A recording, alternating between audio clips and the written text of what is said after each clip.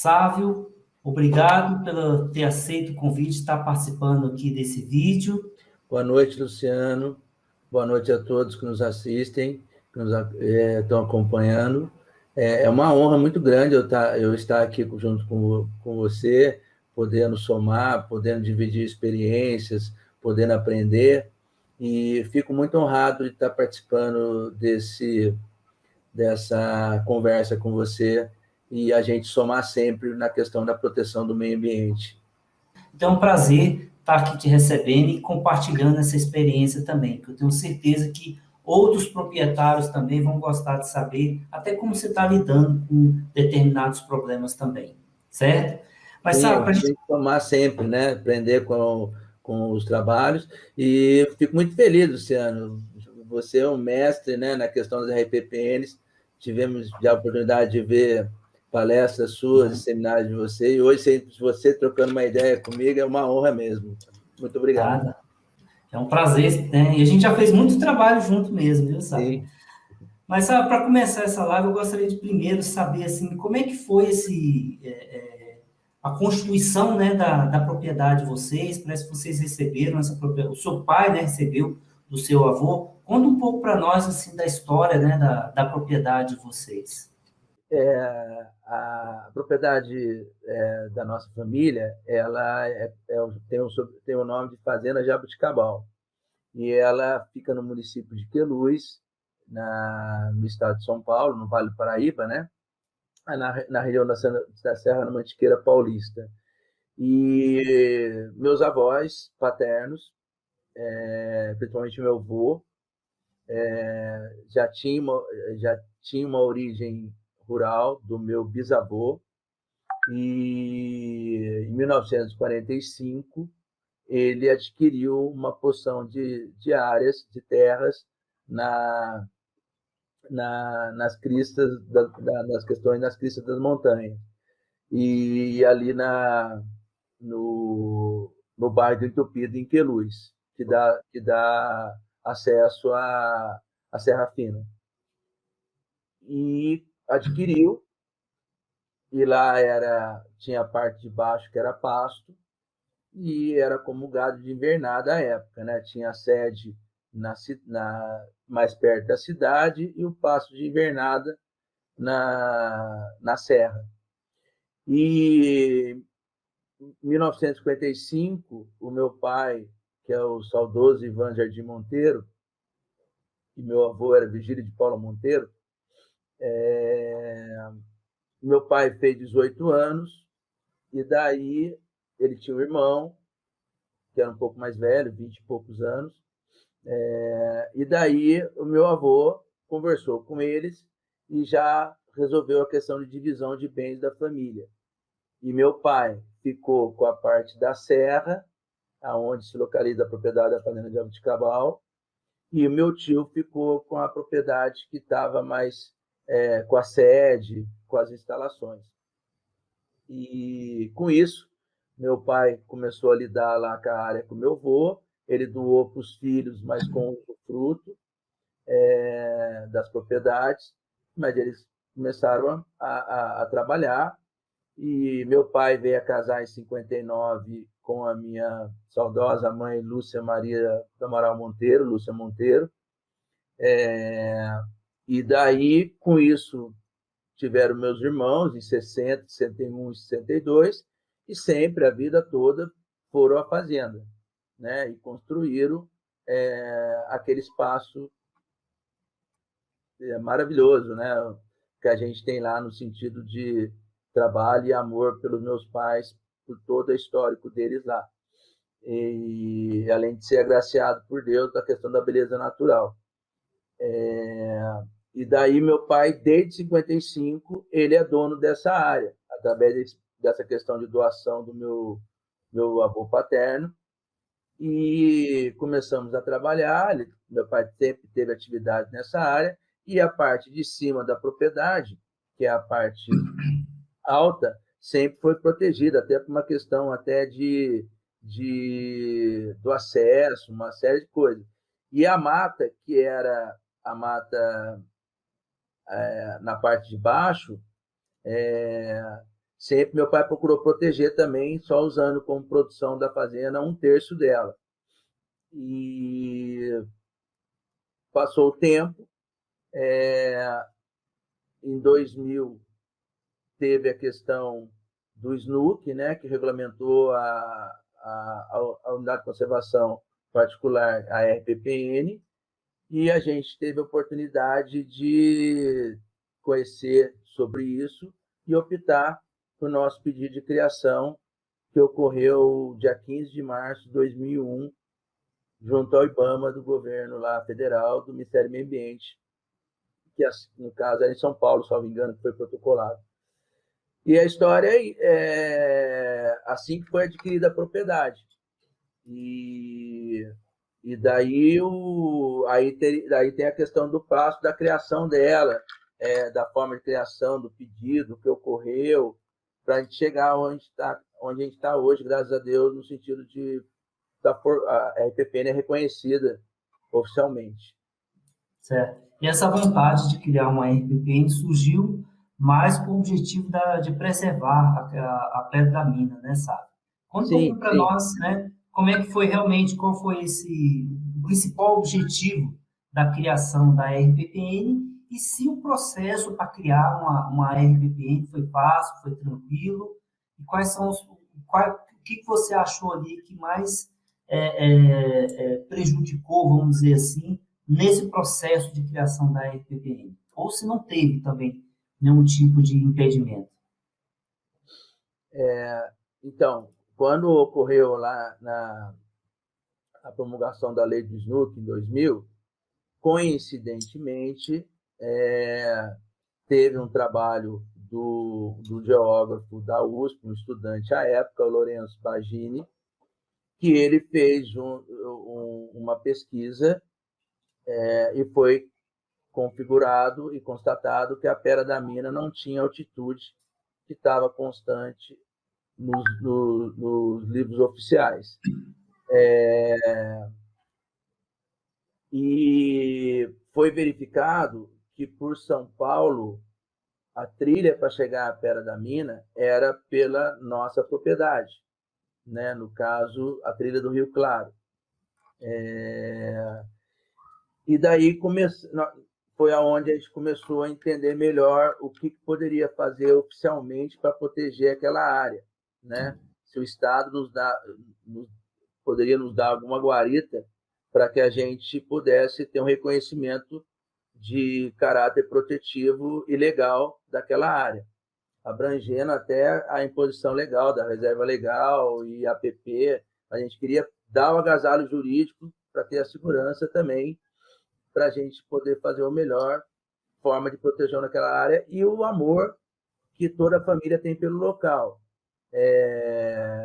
O meu pai, no caso, com a minha mãe, foram que criaram a RPPN. Nós temos uma segunda geração de filhos, que no caso sou eu e as minhas 2 irmãs. Infelizmente também eu tenho um irmão que já partiu, que já faleceu, José Ivan da Amaral Jardim Monteiro.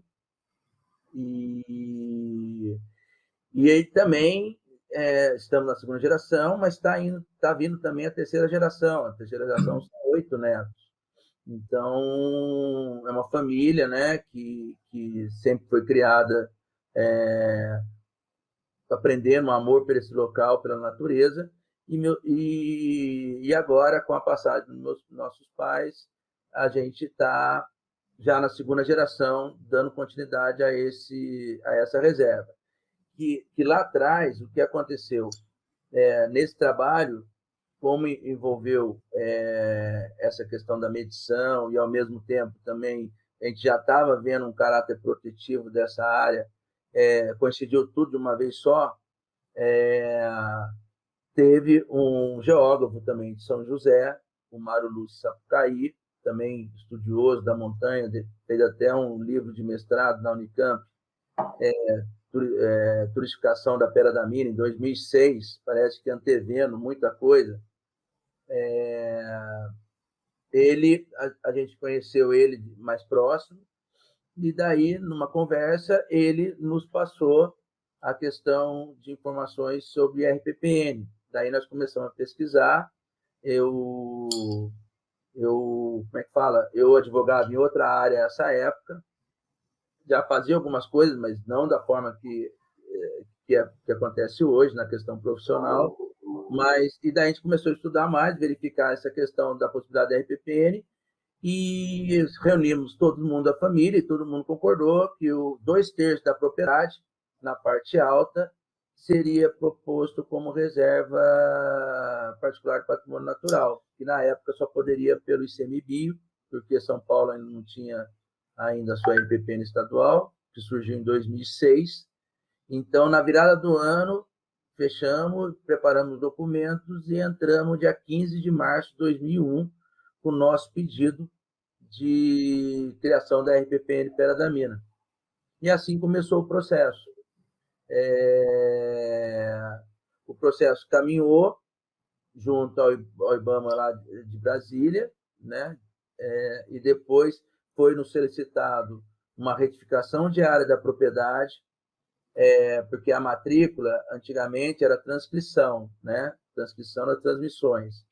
E, ao mesmo tempo, precisaria fazer a retificação para a realidade fática, né? do local da área, diante da transcrição original, aonde falava que era até a divisa para o norte, ao cume da Mantiqueira, ao cume da Serra da Mantiqueira. Então, isso já estava na documentação em 1940, 1945, 55, e com isso nós ajuizamos em 2001 também, no final do ano, uma retificação de área, do qual foi feito esse trabalho também pelo Mário Lúcio, de georreferenciamento. Na época, só fez a retificação na época, georreferenciamento eu fiz agora, há 3 anos atrás, não, já eu fiz faz tempo, mas eu registrei agora, depois da morte dos meus pais, isso atrapalhou um pouco, e daí conseguimos provar a verdade, né, que a propriedade realmente estava intramuros, que existia agora uma ativa legal que poderia configurar a realidade realmente da área, de acordo com a descrição que antigamente era a de corpos, né? E agora a questão de precisão passa a ser a de mensura. E daí fizemos esse trabalho e ajuizamos, pegamos concordância de todos os vizinhos, e, ao mesmo tempo, o promotor pediu a perícia, concordamos, e, ao mesmo tempo, o perito confirmou, não só aumentou, como ele foi mais preciso, ele aumentou mais 6 hectares, então ficou 897 à época da retificação. Dentro desse 897, 632 hectares é a área da RPPN. Então, é uma área expressiva dentro da propriedade. E a diferença é o que ficou como área de produção. Fora as APPs, fora a questão legal ali, que também tem muito rio nessa área que ficou como produção. Então, tem uma grande área protegida na propriedade. E também como RPPN. E esse trabalho foi feita a perícia, confirmou, o promotor concordou e o juiz sentenciou com procedência do pedido e oficialmente eu registrei o tamanho da propriedade no cartório de 897 hectares. E aí voltamos o processo para Brasília e tal, mas daí o tempo foi passando, o processo no fórum durou uns 2, 3 anos, até eu registrar tudo, até ficar tudo documentado em cartório. E logo depois já veio a Lei Paulista, 2006, o processo ficou meio parado, e a gente também esperando resolver, porque surgiu a possibilidade de trazer algumas RPPN de São Paulo para a estadual, lá, as que estavam em Brasília. A gente ficou esperando, só que acabou não caminhando também. E, para nossa surpresa, quando tudo estava quieto, ninguém falava nada, e, ao mesmo tempo, não tinha uma resposta de Brasília, surgiu no final de 2009, é isso mesmo? Agora é 2009, 2009 para 2010, isso mesmo. Final do ano de 2009, surgiu aqui na região uma proposta que pegou todo mundo de surpresa, a proposta do Par na Alto da Mantiqueira, que era do ICMBio federal. Agora, então, aí tinha já sido criado o ICMBio, né, através da medida provisória, na época, salvo engano, da ministra Marina, foi criado o ICMBio e passou a ser o gestor da unidade de conservação e, consequentemente, da APA aqui da Serra da Mantiqueira, onde está inserida aqui a RPPN Pera da Mina, que fica com a RPPN fica em Queluz, divisa com Minas Gerais, com Passa Quatro, só que a APA, que gerencia o território ambiental desta área, ela fica em Itamonte, a sua sede, Itamonte, Minas Gerais, mas é uma APA federal que envolve Rio, São Paulo e Minas. E surgiu a proposta do ICMBio criar um parque nacional. E pegava uma grande área daqui da Serra da Mantiqueira, mais de 20 cidades, envolvia uma cidade mineira, São Paulo, um pedacinho de Resende só, mas São Paulo e Minas, muitas cidades, áreas que cobriam mais, até chegavam à cidade ou perto da cidade, no sentido urbano. E aí fomos pegos de surpresa, fomos tentar ver isso na audiência pública, o que estava acontecendo, e antes disso eu fiz uma pesquisa no processo para ver o andamento dele junto ao ICMBio, né? Porque ele foi para o autarquia ICMBio. E o processo estava parado um tempão sem dar andamento. Então, eu fui assim para a audiência. E houve um levante, a gente entendeu que o processo não estava muito democrático e não estava muito claro, e a gente conseguiu, com o apoio dos prefeitos, a ter uma discussão maior sobre esse projeto. E a gente viu que não tinha muita coisa que não estava batendo do que falava, do que era a realidade, da questão do procedimento mesmo para se criar uma UC.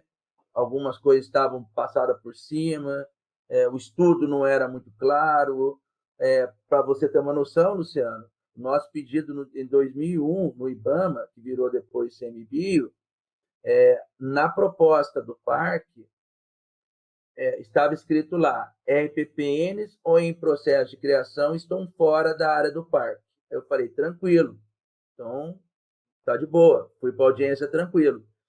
Só que, na hora que eu peguei o mapa da área de Queluz, que era a área que ia ser coberta pelo parque no município de Queluz, eu me dei conta que eu não existia.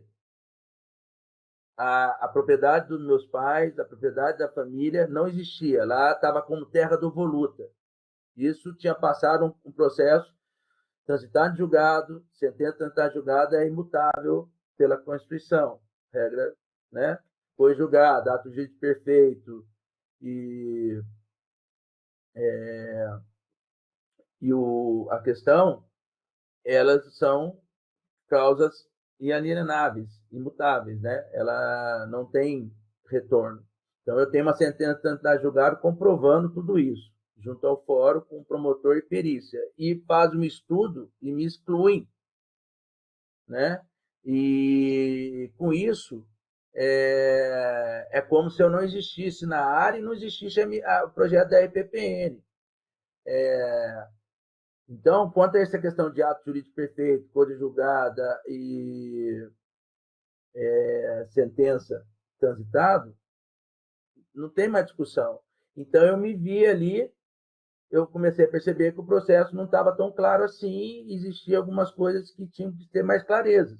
E se a própria APA da Mantiqueira, que gere o território, já tinha, na época, salvo engano, 25 anos, não tinha criado seu plano de manejo, por que não trabalharmos com a APA para criar o plano de manejo dela e ver a necessidade do qual ser?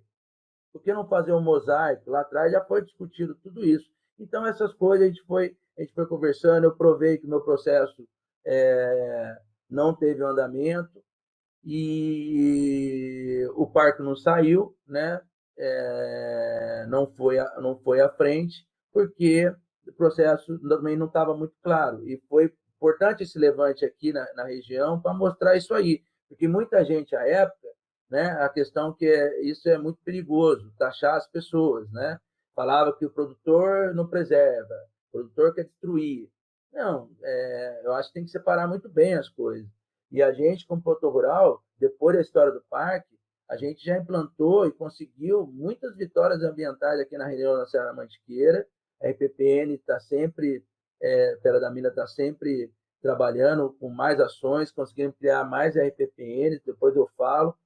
Mas, então, esse foi importante e a gente conseguiu começar a trabalhar e eu percebi que não ia dar certo o meu processo continuar em Brasília. Como o processo parou, suspendeu, não ia sair parque enquanto não houvesse essas discussões, eu peguei o mesmo documento e protocolei junto à Fundação Florestal, o mesmo projeto.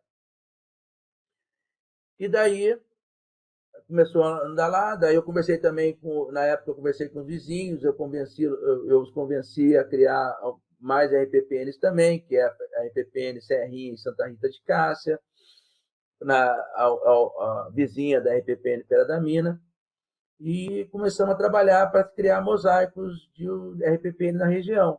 Nós criamos uma outra RPPN também, que é a RPPN Cachoeira Serra Azul, que é um lugar um pouco mais para baixo, mas dentro da APA da Mantiqueira e também de uma beleza natural muito bonita.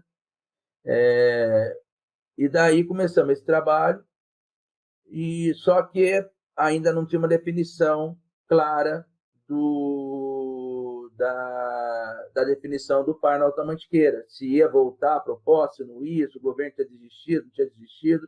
Tinha sempre essa discussão, até que a gente pediu para a Fundação Florestal oficiar o ICMBio, ele oficiou, o ICMBio deu uma carta falando que não havia impedimento nenhum em dar continuidade à criação da RPPN Pera da Mina na região, porque o ICMBio tinha feito uma carta suspendendo qualquer autorização, pedindo para a Fundação Florestal não criar nenhuma RPPN na região enquanto não estivesse discutindo a questão do par na Alta Mantiqueira.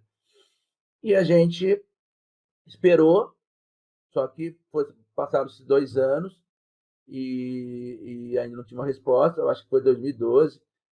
A gente a Fundação Florestal fez um ofício e o ICMBio respondeu que estava o caminho, não havia nenhum impedimento, nenhuma criação da RPPN. Daí ela andou.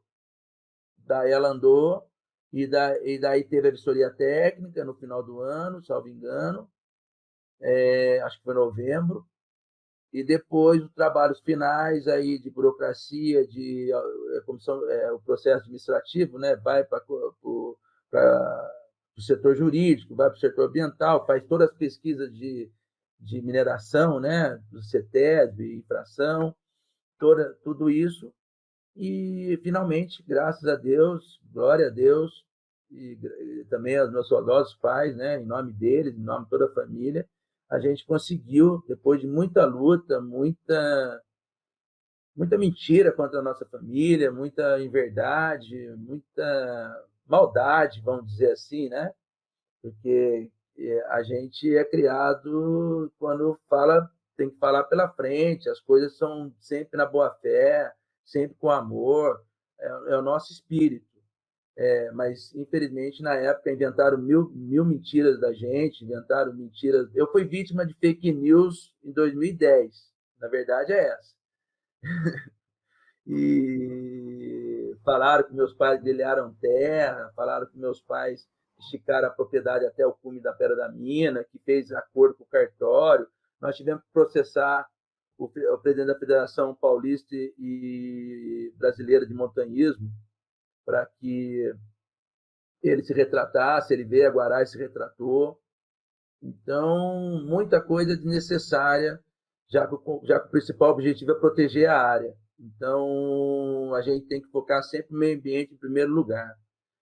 Importante é a proteção, importante é o amor, importante é que a gente entender que a gente está de passagem aqui nessa terra. A gente não é ninguém. Então, é obrigação nossa fazer o melhor sempre pelo meio ambiente. E nessa questão, em 2013, 17 de julho de 2013, nós tivemos a honra de receber na nossa propriedade em Queluz o então secretário de Meio Ambiente de São Paulo, Bruno Covas, hoje prefeito de São Paulo, junto com todo o seu operacional ali da secretaria, diretores, Operação Florestal, toda a questão aparato ambiental do Estado, mais muitas autoridades e amigos, nós conseguimos ter a graça de ser criada a RPPN Pera da Mina e a RPPN Cachoeira Serra Azul.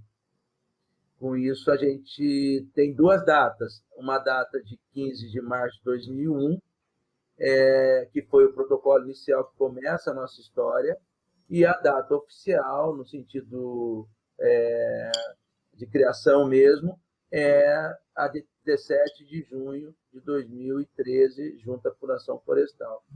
E a história de criação é essa, o amor pelos meus pais. Tivemos a graça, na época, eles estarem vivos, meu irmão.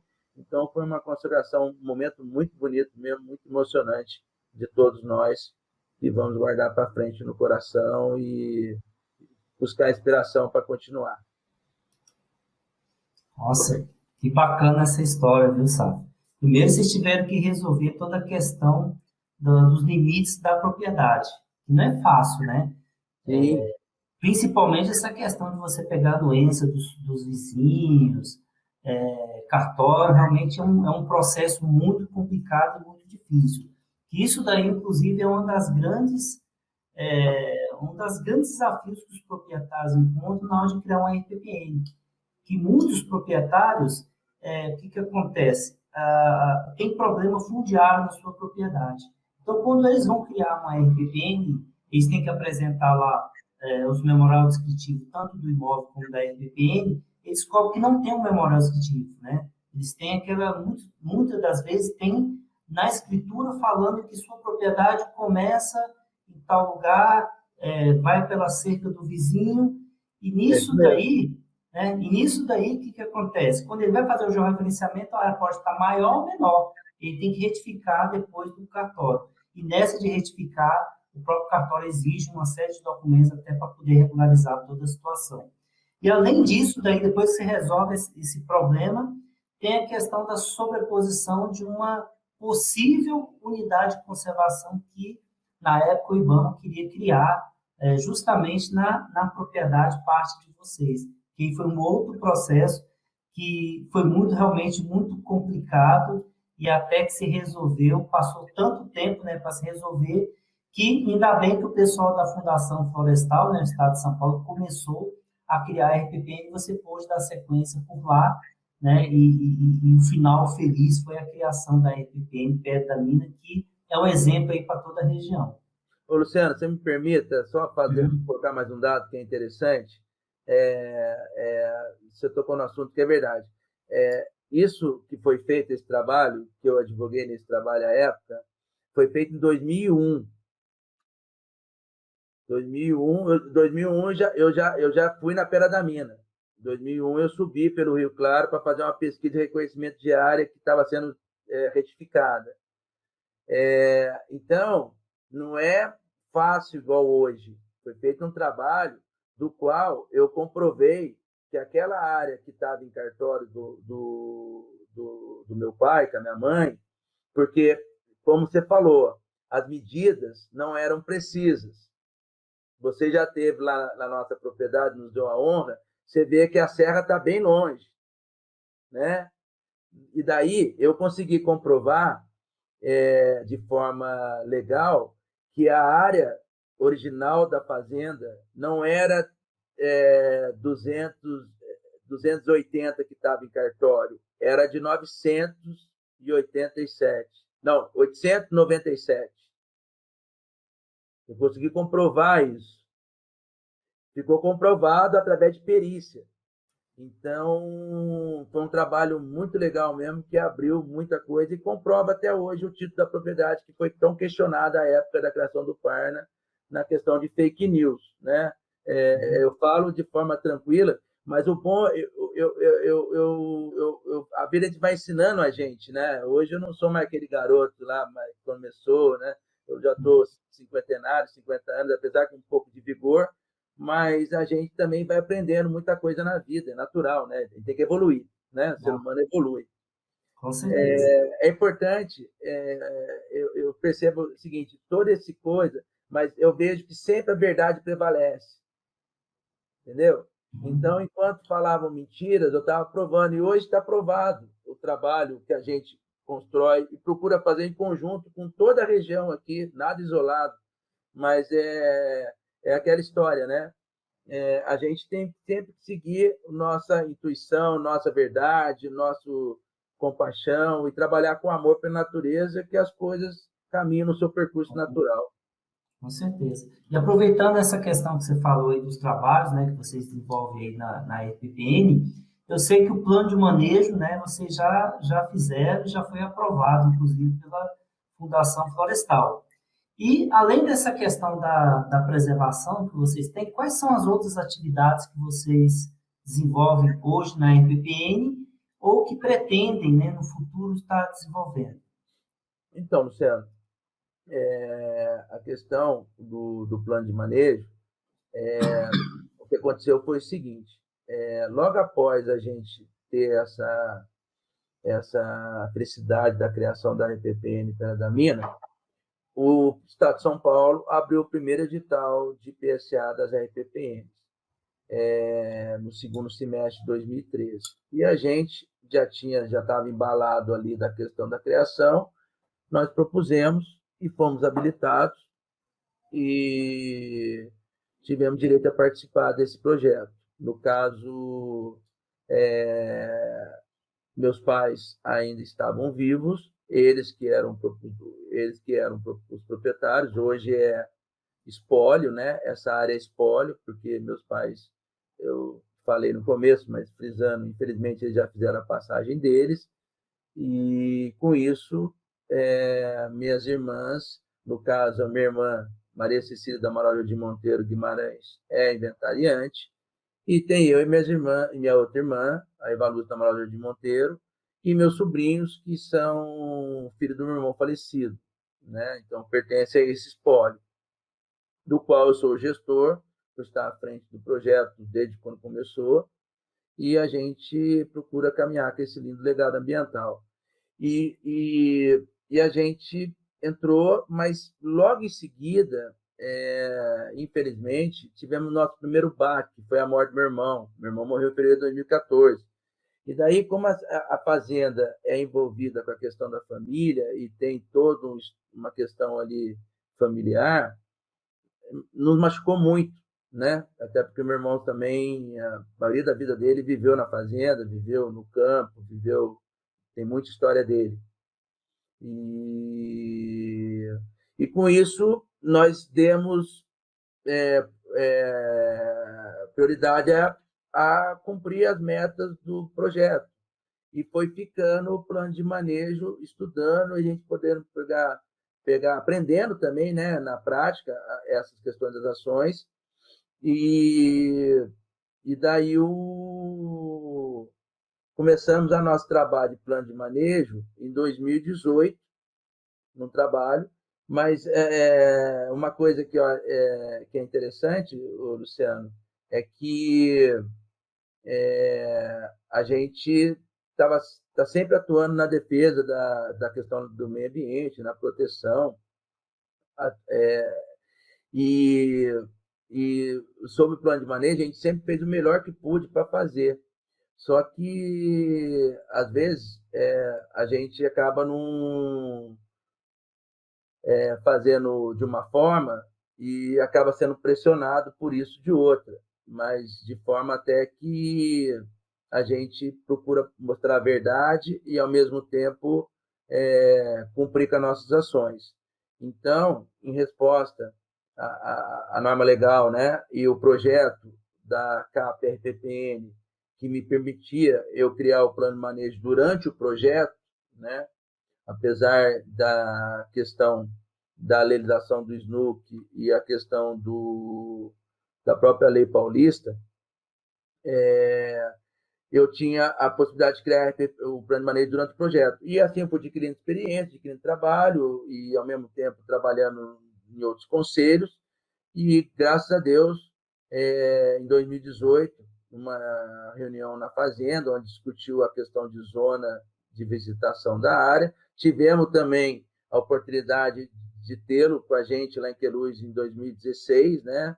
Saudoso Paulo Oliveira, da APO de CMBio, onde você nos deu uma aula e foi muito gostoso e aprender, e a interação que ocorreu, muita gente, muita troca de ideias, foi muito salutar e de grande aprendizado aquilo lá, que a gente conseguiu focar na questão do plano de manejo, tinha acabado de ter essa mudança, né, mais flexível para o proprietário, mais fácil, e começamos a trabalhar e, graças a Deus, também conseguimos fechá-lo e ele acabou agora sendo homologado em 3 de agosto de 2020, através da portaria 79 2020, 79/2020, pela Fundação Florestal.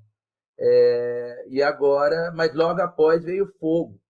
Nós tivemos um incêndio ano passado na Serra Fina, né? A gente posso tocar daqui a pouco um pouco mais sobre esse assunto, mas para focar, então temos um plano de manejo, que esse ano a gente já está planejando muitas, até para estudo da área de recuperação do incêndio, a gente já está planejando e até executando algumas ações em campo para poder a gente verificar a trilha na habilitação na parte de baixo, arrumar com placas, verificar o trajeto.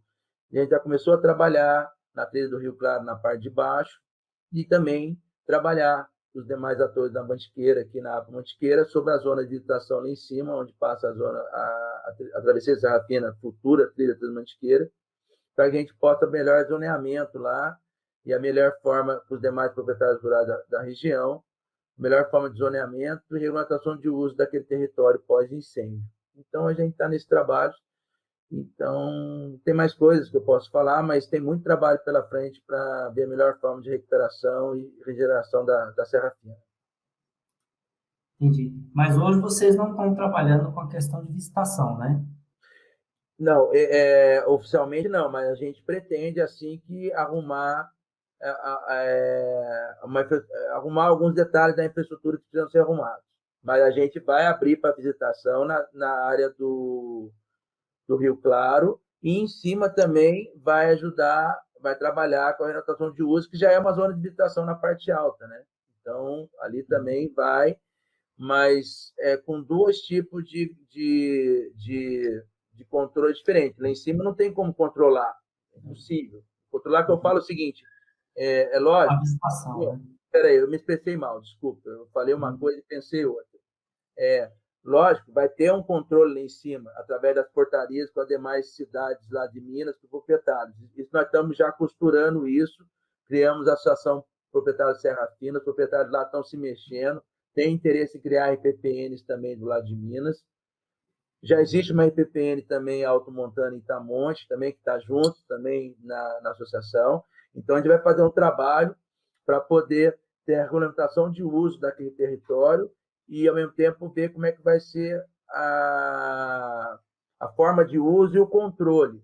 Vai ter limitação, vai ter que ter com guia, vai ter... Como vai ser esse controle do território?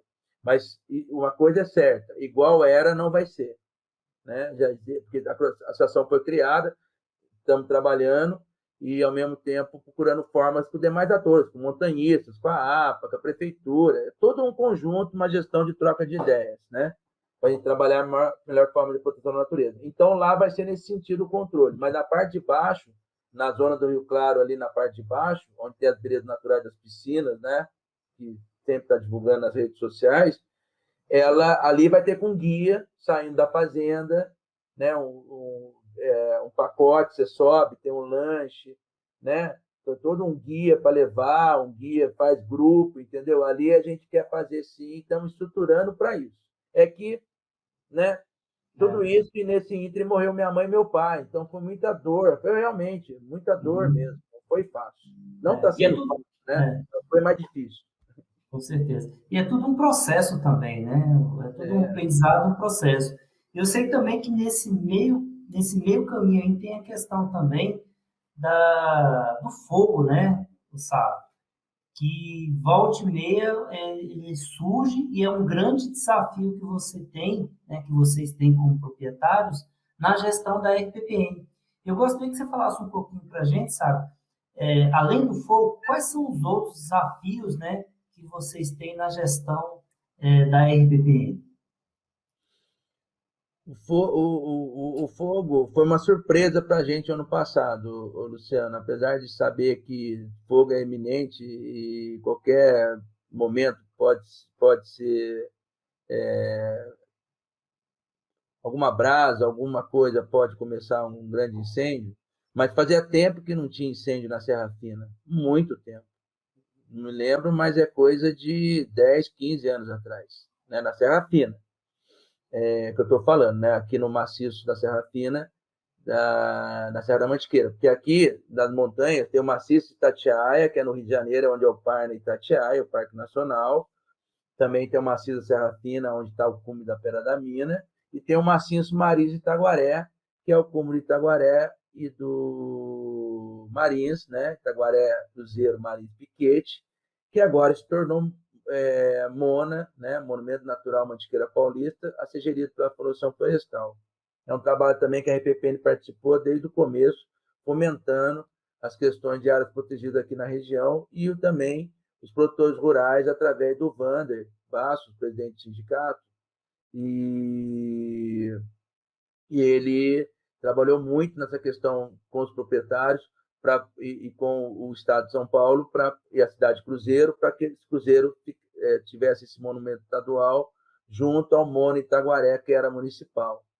Então, esse trabalho que está sendo feito, e na região da Serra Fina não tinha incêndio.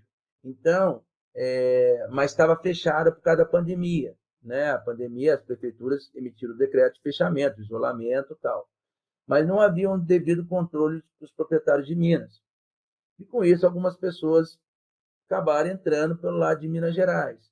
E, infelizmente, no dia 16 de julho, teve início o incêndio, de uma forma não parecia, mas torcia para que fosse controlado, mas na virada da noite, para o dia 17 de julho, para sexta-feira de manhã, explodiu tudo. Explodiu literalmente, foi na nascente do Rio Claro, na base da Pedra da Mina. A RPPN foi atingida em 61 hectares no primeiro fim de semana do fogo, porque o fogo de sábado para domingo, o vento virou. O vento virou, em vez de seguir descendo como estava vindo para a área da RPPN, no maciço dela, acabou virando para o outro maciço, que é o vizinho da RPPN, mas não na área da RPPN. E ele veio comendo, veio pegando fogo montanha abaixo, acabando com a mata desse maciço. E também virou também para o lado de Minas, e foi controlado mais rápido em Minas Gerais, e depois São Paulo só conseguiu controlar uma semana depois. Minas controlou 4, 5 dias, e São Paulo 7, 8. E daí tivemos todo esse trabalho, né, mobilização total, pedir ajuda à fração florestal, ao corpo de bombeiros, fiz os boletins de ocorrência todos que deveriam ser feitos, comuniquei à APA, falei com o Virgílio, que é o gestor da APA, e fizemos todo esse trabalho que, graças a Deus, com o apoio de todo mundo, um levante muito grande do bem nessa questão, né, um levante solidário, que todo mundo deu as mãos e um ajudou o outro. Parabéns para todo mundo que participou. Realmente os heróis dos bombeiros que foram na linha de frente, os montanhistas, os voluntários da APA, os brigadistas, todo mundo que estava aí na linha de frente. E nesse ponto aí eu faço um agradecimento especial ao Rodrigo Souza, que é um amigo colaborador que trabalha na RPPN comigo, na Trilha do Rio Claro, também desde quando começou há 20 anos.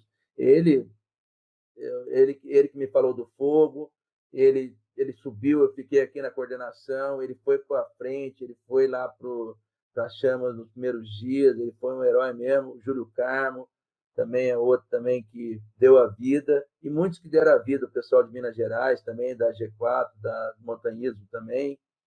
Então, a galera que trabalhou de forma, muita gente com o coração ali defendendo com amor a serra, né? E a gente também aqui também. Então, essa união, conseguimos vencer esse fogo. E antes do fogo, o que eu mais tinha e tenho ainda, só que o fogo pegou uma dimensão maior. Agora, para o projeto de recuperação, todo o trabalho de recuperação dessa área. Caçador, Luciano. Aqui, infelizmente, na região é comum, esse vetor preocupa muito. Eu já encontrei várias pegadas de caçador, acampamento recém-levantado, acampamento, né? Recém-saído, um dia, 2 dias.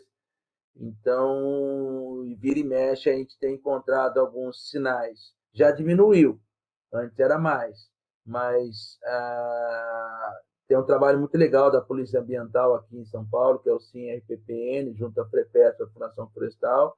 As RPPN são parceiras da Polícia Ambiental e vice-versa, e para a gente poder ter esse apoio na região. Então, a Polícia Ambiental sempre está passando na área, sempre está passando, ajuda muito no bairro, em toda a área da cidade. O pessoal vê que a Polícia Ambiental está andando, está atuando, e a gente trabalha em conjunto, em parceria, né, com todo mundo. Mas é um vetor que preocupa muito, e porque era divisa com Lavrinhas, que já sai em cruzeiro, e aquela região ali é uma região de muito caçador. Então, temos placas, temos avisos, temos muita coisa, mas vamos tentar fazer mais ações em campo para poder cada vez mais diminuir essa questão. E o resto não tem muita, não tem muito criação de gado, isso já é uma área bem longe da reserva. O proprietário do lado também tem RPPN, então, quer dizer, já facilita isso, né? Ele mesmo também faz a proteção da sua área lá na sua propriedade. E torcer, né, para a gente fazer um bom trabalho aqui de regeneração, para melhor uso do território aqui do maciço, da Serra Fina, onde fica a RPPN na parte alta do cume da nascente do Rio Claro. Um bom trabalho de recuperação no Rio Claro, porque foi queimada a nascente, uma boa área dele, na parte de cima, né, logo depois da nascente. E torcer para que a gente possa não ter mais fogo aqui na Serra Fina. É isso.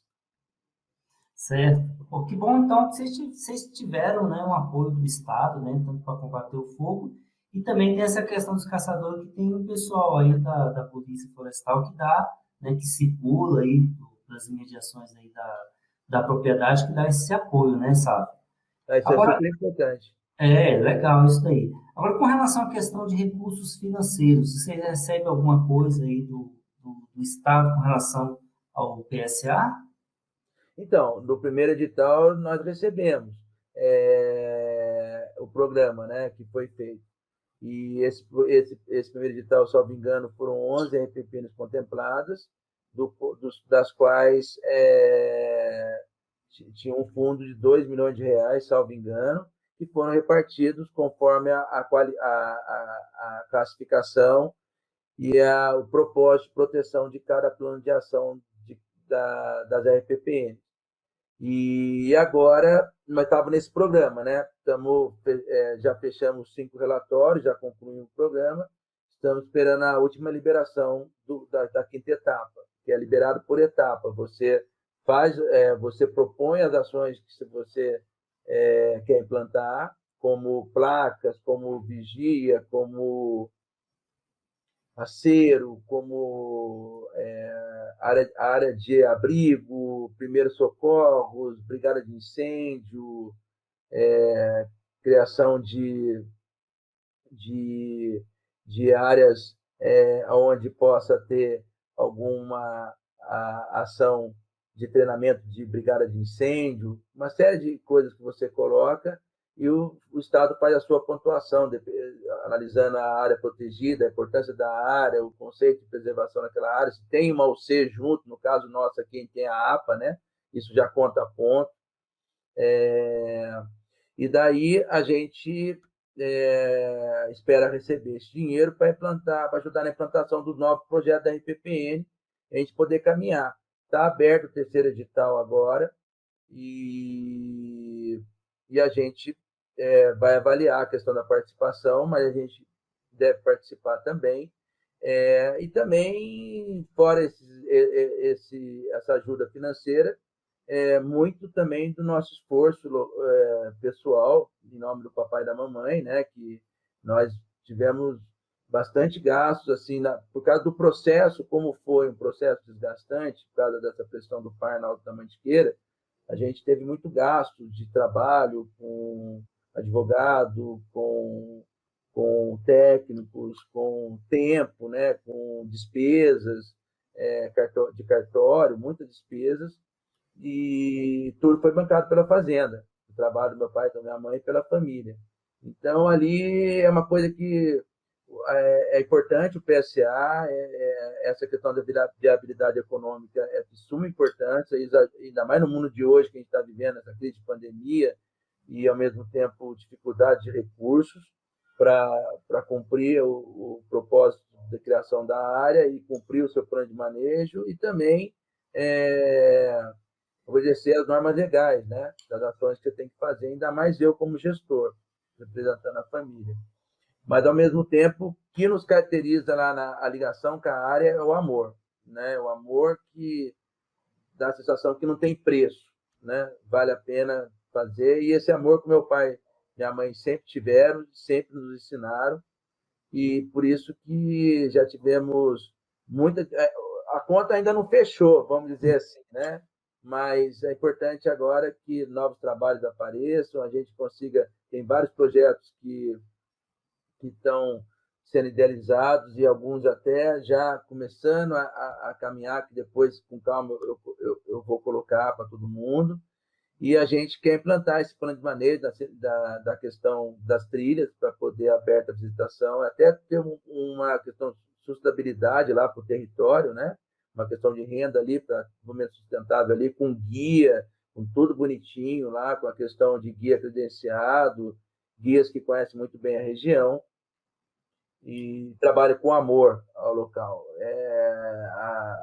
A gente tem esse princípio, né? A gente trabalha, mas sempre quem está junto tem que ter essa mesma empatia de amor, né, de querer o bem, de estamos juntos e sempre somar para a gente crescer junto e ajudar na preservação da área aí. Seria essas questões que a gente está caminhando. Se Deus quiser, tem muito projeto legal a ser implantado. Um projeto que a gente implantou, é até interessante falar, eu acabo esquecendo, desculpa, mas em 2006, antes de ser oficializada a EPPN Pera da Mina, a gente já subiu com um grupo lá, encabeçado pelo Eduardo, que foi meu guia, foi o que me levou na Pera da Mina, trabalhou comigo bastante nesse primeiro PSA também, foi eu em campo lá muitas vezes,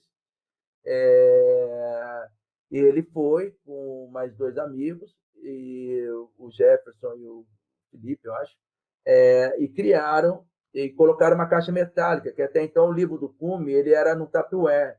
E a gente, com essa expedição da Pera da Mina, antes da RPPN, oficialmente, né, falando, mas já tinha o pedido em 2001, nós fizemos a caixa metálica, que está até hoje. Hoje, o livro oficial do Cume da Mantiqueira tem o slogan da RPPN Pera da Mina e o slogan do Conapan e da APA e do ICMBio.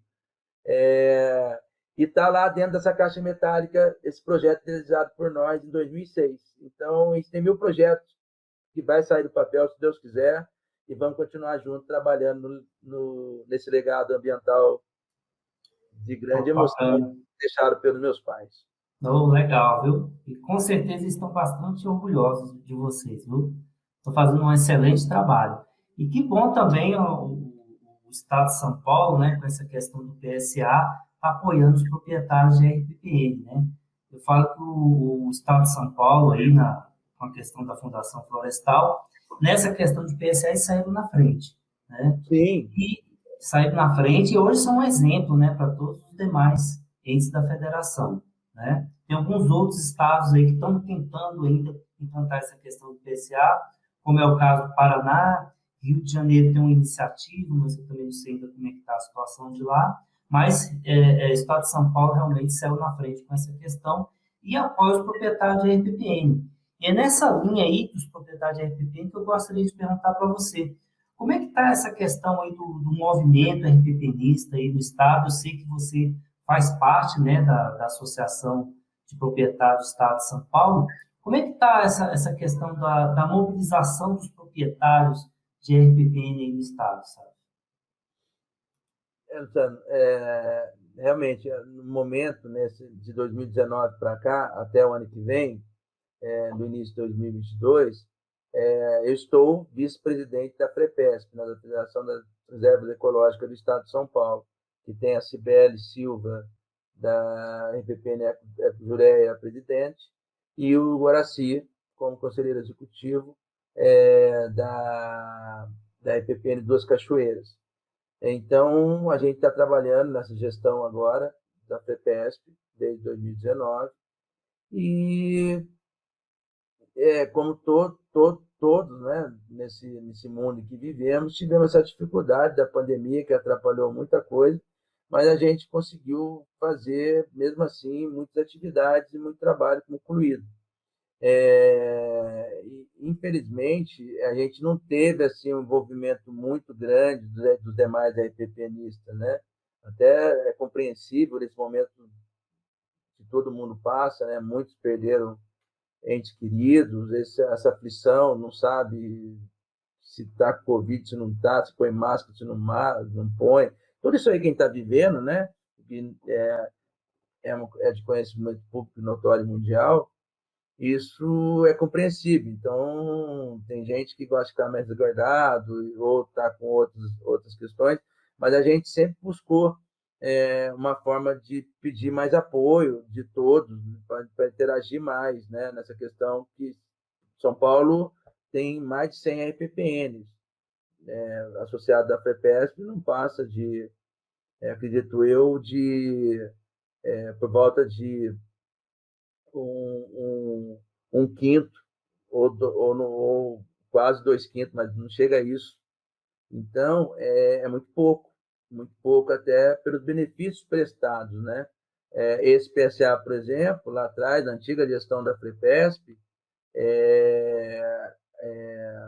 foi trabalhado muito junto com a Fundação Florestal para criar esse PSA na questão de todo o trabalho. E a FREPESP tem uma parceria, em termos de convênio de parceria com a Fundação Florestal, que já vem de anos, né? Então, a FREPESP sempre trabalhou junto com a Fundação Florestal. Os governos anteriores fizeram um belo trabalho. Na época também não existia pandemia, então haveria possibilidade de mais seminários, mais encontros, coisa que a pandemia dificultou a todos nós. E a gente procurou fazer alguns trabalhos através da internet, lives e também muitas reuniões com a Fundação Florestal, com outros órgãos, para que a gente pudesse trabalhar em alguns projetos, desenvolver alguma atividade para os RPPNistas. E assim que a gente procurou trabalhar, né, nesse período agora de 2020.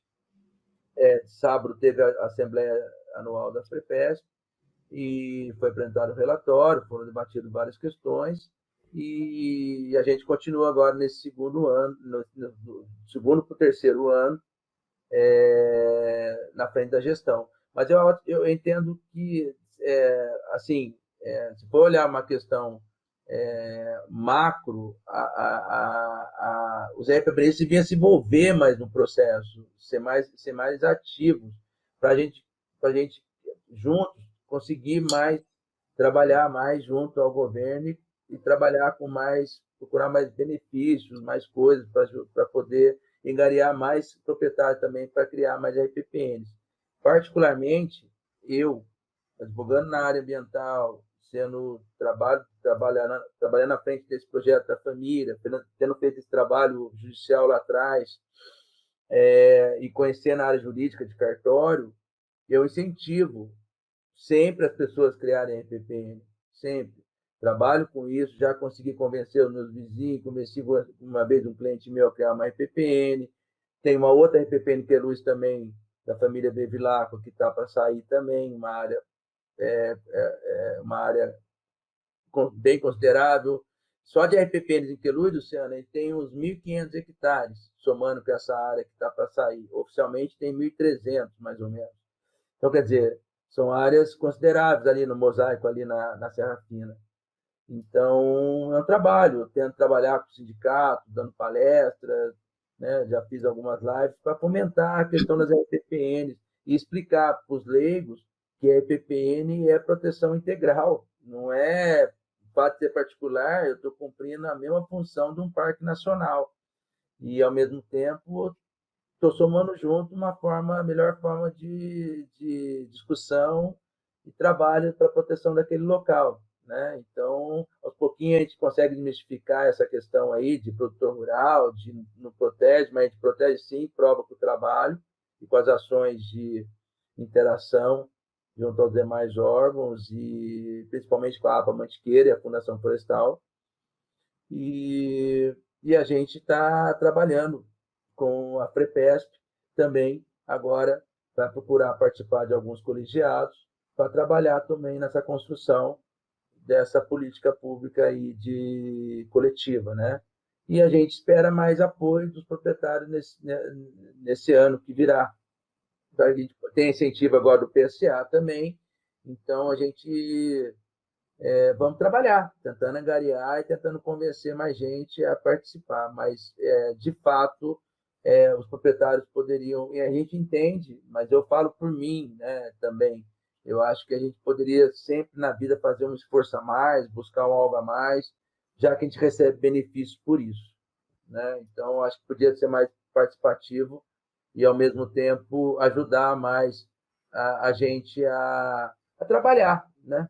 Temos que somar junto, afinal o propósito é o mesmo, a proteção do meio ambiente. Não, com certeza. E uma das conquistas, né, que vocês tiveram aí da associação foi a questão da articulação junto com a Fundação Florestal para conseguir a questão do PSA. Né? Sim, uma Você vê importante. a importância que tem dos proprietários se juntarem, se criarem uma associação para poderem estar correndo atrás, né, ou lutando, brigando, sei lá como é que pode se falar com relação a isso daí, mas para tentar conseguir junto ao governo esse tipo de iniciativas, né, que é sempre muito importante, né? E o que a Não, foi gente muito vê também... importante a atuação da FREPESP na época. Agora não sei se na época o presidente era o Gregório, eu acho que era o Gregório, e também O Flávio Gidos também, né, o colega Pablo Gidos também, deu trabalhou muito como articulador institucional ali da FREPESP, trabalhando. A própria Fundação Florestal, o Fariba e a Ana também, dois grandes servidores, né, trabalham com certeza. muito. Nossa, eles São um exemplo mesmo eles são gigantes perto de todo um contexto, os dois como trabalho, e pô, todo esse trabalho da FPN tem o dedo dos dois. Não, com certeza. Eles são um exemplo mesmo. A gente sempre está em contato e eles realmente têm sempre uma coisa nova para mostrar para a gente, né? Sempre, É um toda aprendizado. hora interagindo, ajudando, tirando dúvida e ajudando a gente nos processos. Olha, no sentido assim de dar informações, alguma coisa. Ah, precisa de um xerox, vou ver para você, sabe? Tudo, tudo. Não, com certeza. Eles ali são um exemplo realmente Né? de E bons esse trabalho, servidores, né? Luciano, realmente é uma parceria de sucesso que eu estou falando, contribui, mas eu sempre achei, eu acho que a gente tem que contribuir com como também, a gente não pode só receber. Então, eu acho que Uhum. nessa função podia estar mais junto, né, dando apoio e, ao mesmo tempo, criando mais possibilidade de todo mundo ganhar e principalmente o meio ambiente, de ações mais, ter projetos para ações de proteção, com isso o meio ambiente sempre está em primeiro lugar. Com certeza. E aí a gente vê também que em todo o Brasil a gente vê poucas associações de RPPN realmente ativas, né? Realmente que fazem um bom trabalho, né? Mas a grande maioria dos estados, a gente vê que as RPPNs, não existe associação de RPPNs e alguns também já tiveram associações e estão desativando suas associações, principalmente por essa falta de mobilização dos proprietários e da vontade realmente deles abraçarem essa causa e estarem junto, pleiteando algumas coisas junto ao governo, né? Mas olha aqui, uma coisa interessante que me veio à cabeça agora, e você também vivenciou isso lá, é, é, as associações, né, as federações estaduais, elas são cada um no seu território estadual, né, no seu limite território.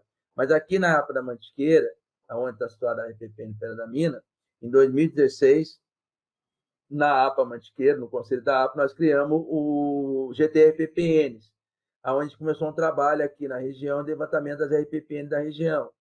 E esse trabalho resultou em 3 seminários, do qual você participou do segundo, nos deu a honra, lá na RPPN. E hoje já são 50 RPPNs na APA, e a gente tem lógico, a pandemia atrapalhou um pouco, mas é uma coisa que a gente move por aqui interestadual e setorialmente. É interessante também esse trabalho, né? Nós tivemos uma honra, você viu quanta gente foi lá, a participação, a interação. Infelizmente, a pandemia segura esses encontros, né? Mas é uma coisa que a APA aqui é bem mexida com essa questão das RPPNs e a gente fomenta mais RPPNs ainda. Ah, que bom. É justamente nessa linha aí de fomentar mais a criação de mais RPPNs, é que eu vou te fazer uma pergunta até para a gente poder fechar, né, esse vídeo, né, que já estendemos até da hora, né, prevista, mas eu gostaria de saber de você o seguinte, qual que é para você, na sua opinião, qual o futuro das RPPNs? Você vê uma boa expectativa com relação à questão de novos incentivos, ou você acha que, devido à falta de incentivos, e também dessa questão da burocracia na questão da criação e de outros empecilhos também, esse processo de criação de novas RPPNs possa, cada dia que passa, possa diminuir mais. Qual que é a sua avaliação com relação a isso daí? Vamos lá, vou ver se eu consigo sintetizar essa resposta. Luciano, o que me veio à cabeça na hora que você perguntava eu acho que tudo na vida, o que nos move é o amor, né? Eu tenho isso como princípio, é esse princípio que eu nortei para a minha vida, e ao mesmo tempo é esse amor que me faz ter forças e ao mesmo tempo trabalhar na criação ter trabalhado na criação da RPPN Pedra da Mina, esse amor dos meus pais, essa história e o amor pela natureza.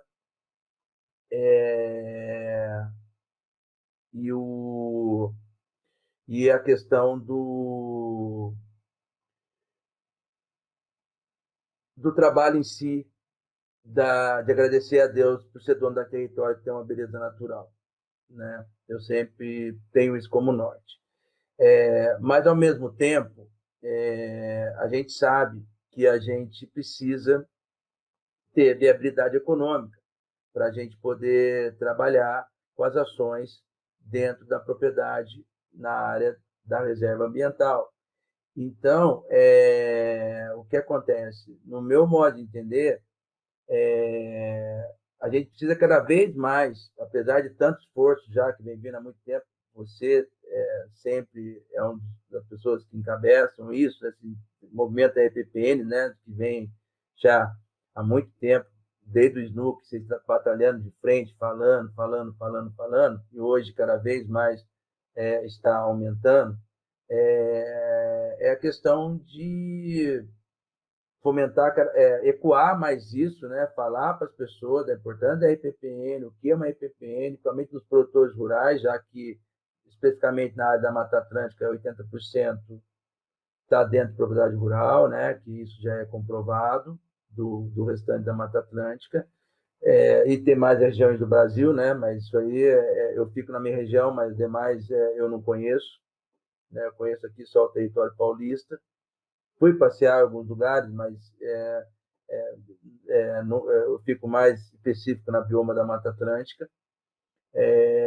E com isso a gente trabalhar com ações com o governo ou com outras parcerias para ajudar eles na criação das reservas, com as questões, tentando ver com as prefeituras um trabalho de política pública local.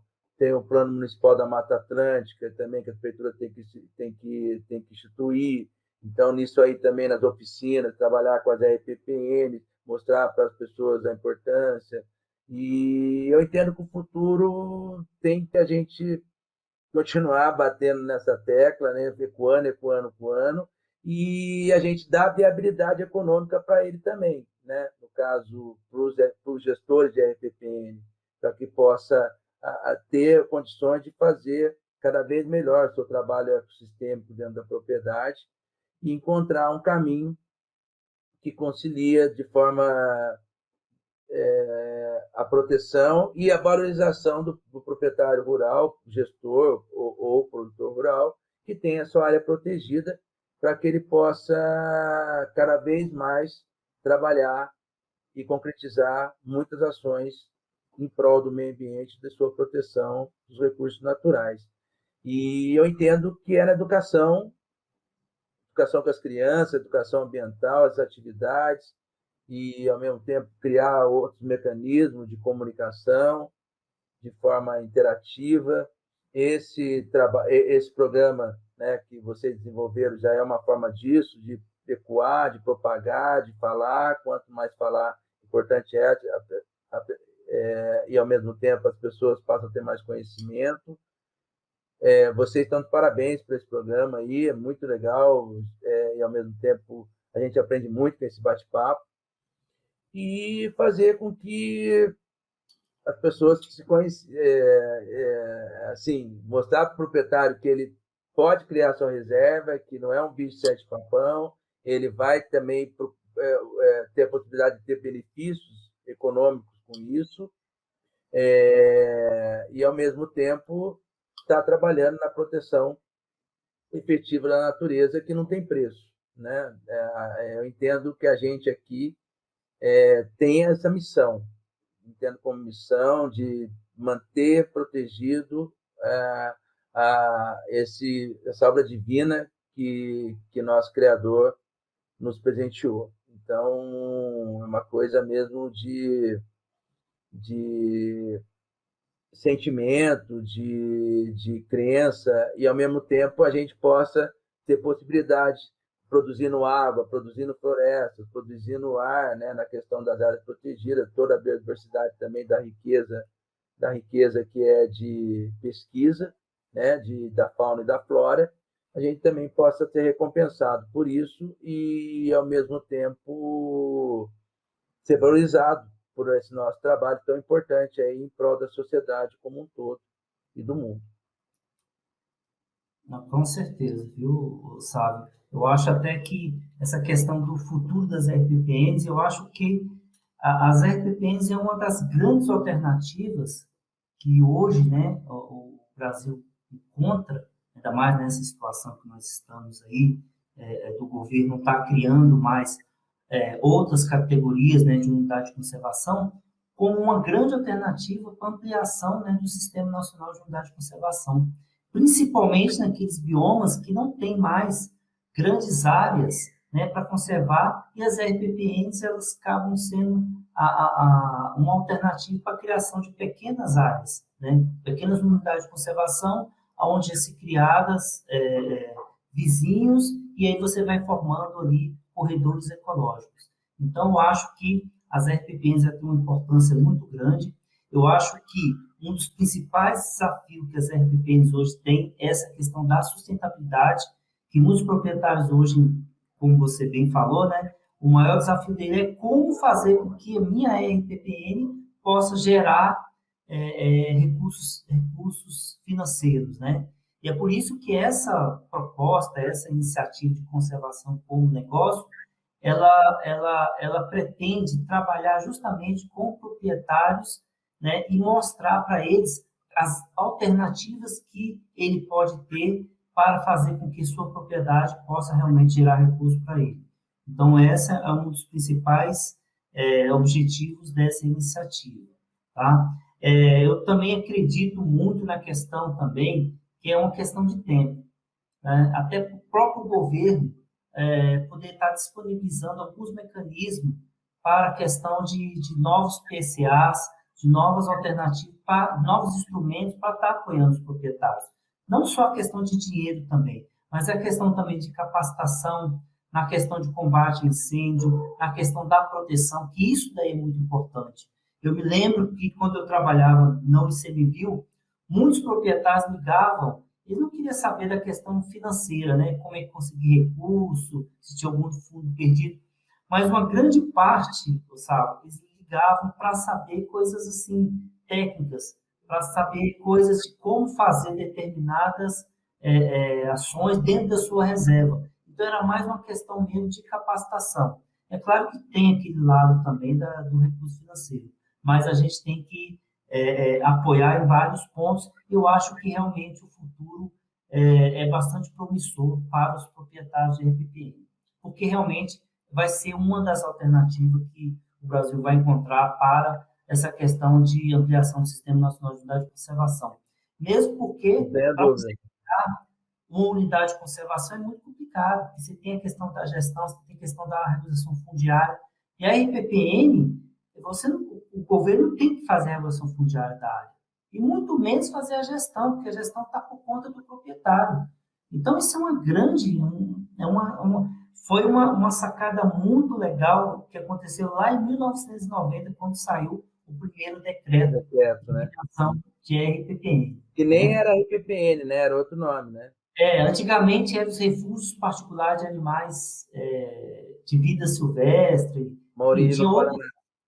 Tinha outras permita só complementar aí o que você estava falando, justamente, mas daí, esse lado, você tem uma experiência muito grande na área pública, né, como na época você trabalhou lá na questão do setor da RPPN, então você tem muito conhecimento disso. Mas é isso mesmo, porque, de fato, a EPPN ela faz uma função do Estado. O Estado não paga nada por isso. Paga PSA, mas o PSA vem de fundo de poluição, não vem do Estado. Então, quer dizer, quem está pagando é o poluidor. Foi uma sacada genial aí desse programa PSA paulista, onde todo mundo o meio ambiente é mais protegido e, ao mesmo tempo, o proprietário é valorizado e o Estado é um mero repassador de recursos, no sentido que não onera o contribuinte. Então, é muito interessante. Agora, essa linha mesmo, salvo engano, né, as RPPNs é o C que já é o tipo da UC que mais cresce no Brasil, né? Não estão saindo muitas áreas públicas, né? Como o C, não estão sendo criadas. Então, é gratificante. A gente que está na área, por mais, tipo assim, é voluntário, né? É uma coisa que não é o meu sustento, até que não tem nem como ser, mas porque eu tenho a minha função profissional de advogado, mas é mais amor, é tudo muito mais voluntariado e do que qualquer outra coisa, por amor mesmo. E a gente, é lógico, busca viabilidades econômicas, porque é um conceito para o Estado muito mais barato, que você não precisa apropriar, né? Como você falou, não tem que fazer a retificação da área e contratar novos servidores, e assim o proprietário trabalha na proteção e nada mais natural de ser valorizado por isso. Então, essa questão aí desse trabalho aí é muito interessante, dando alternativas de viabilidade econômica que a gente possa trabalhar. E é o que eu falo, o importante é que no final o meio ambiente seja mais protegido, é isso. Com certeza. Claro que tem muita coisa para avançar, né, Sávio? A gente tem aí quase 30 anos, né, de programa de criação de RPPNs e tem muita coisa para avançar. mas tem algumas coisas que já estão andando, já existe uma forte tendência aí, um forte movimento para tentar fazer com que os processos de criação de RPP se tornem muito mais simples, né? Então, tenta se desburocratizar e também com essa questão também de incentivos aí, tá surgindo aí algumas expectativas aí bastante promissoras aí para os proprietários de RPPN. Agora é uma questão realmente de aguardar, mas que logo, logo vai ser algumas coisas bem interessantes, tá?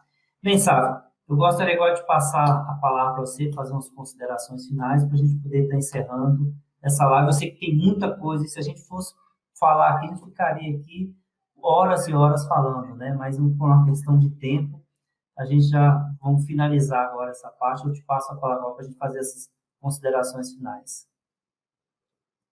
Luciano, nem vi o tempo passar, o tempo passou muito rápido. E tudo que é bom, né, às vezes é rápido demais, né? Mas eu só tenho que agradecer. Você sabe há quanto tempo eu acompanho o trabalho seu, a gente se conhece e sempre te admirei. Estou muito feliz de estar trocando essa conversa, falando de RPPN, esse bate-papo entre a gente aí para aprender. E honrado também de estar aqui representando a minha família nessa história do projeto RPPN Pera da Mina, que, como eu falei, ela foi criada em pedido de criação 15 de março de 2001, e agora, esse mês, agora, 15 dias atrás, ela completou 20 anos do seu pedido de criação. Então, são 20 anos de história. Infelizmente, com a pandemia, isolamento, a gente não pôde fazer nada presencial, mas a gente fez um post de comemoração e agradecendo principalmente nossos saudosos pais, que são idealizadores do projeto e proprietários da área, e que criaram a RPPN Pera da Mina e a RPPN Cachoeira Serra Azul. Mais especificamente, a Pera da Mina é uma honra representar a minha família. Deus, Deus nos presenteou com esse presente da natureza, que a gente procura cuidar com todo amor, dedicação, trabalho. Não é fácil, e ao mesmo tempo, mas com garra e determinação, a gente consegue caminhar dentro do nosso propósito. Então, agradeço especialmente a Deus, primeiramente, por estar com saúde, em respeito a todos. No momento que nós estamos passando aqui no Brasil, nesse momento de Covid, com muita gente sofrendo, morrendo, famílias tristes, com perdas. Então, isso é importante lembrar, porque quando se lida com a natureza fica, nós vamos, né? Nós estamos de passagem. Isso, para mim, ficou de uma forma totalmente nítida com a passagem dos meus pais e do meu irmão. Então, isso me reforçou ainda a ver o nosso pequeno tamanho perto da natureza e configurar mais ainda a questão primordial de proteção e trabalhar com isso, né, nos nossos recursos naturais. Então, agradeço muito a Deus por tudo, pela saúde, e agradeço também aos meus pais, né, meus saudosos pais, pela criação que deram a mim, meus irmãos, minhas irmãs, valores de amor, de caráter, de trabalho, de perseverança, de fé, de luta, e ao mesmo tempo querer bem ao próximo. Isso é importante, e levo isso comigo e procuro passar para a terceira geração tanto esse amor pela natureza quanto essa questão de caráter, de valores, para a gente poder sempre caminhar de uma forma conjunta, e com isso a gente levar esse lindo legado ambiental e procurar sempre trabalhando em parceria aqui com a APA Mantiqueira, com a Fundação Florestal, com os demais órgãos de associações, sindicatos rurais, associação de montanistas, ONGs ambientalistas, prefeituras locais, prefeitura de Queluz.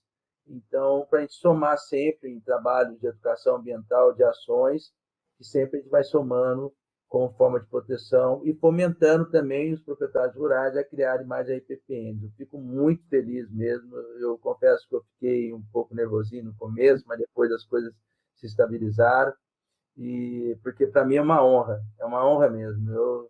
Se eu olhar para trás, eu me emociono um pouco. É Muito muita grato. história aí, né, sabe? Não, com certeza. E esses 20 anos aí, com certeza, não foi fácil, viu? Bem, mas eu agradeço, viu, mais Eu uma vez, por você agradeço. estar participando aqui desse vídeo. Eu queria dar um abraço Parabenizo. especial no final, Luciano. Você desculpa, mas Tá eu ok, lembrei agora, não posso. Eu já ia tá ok. falar, mas daqui a pouco.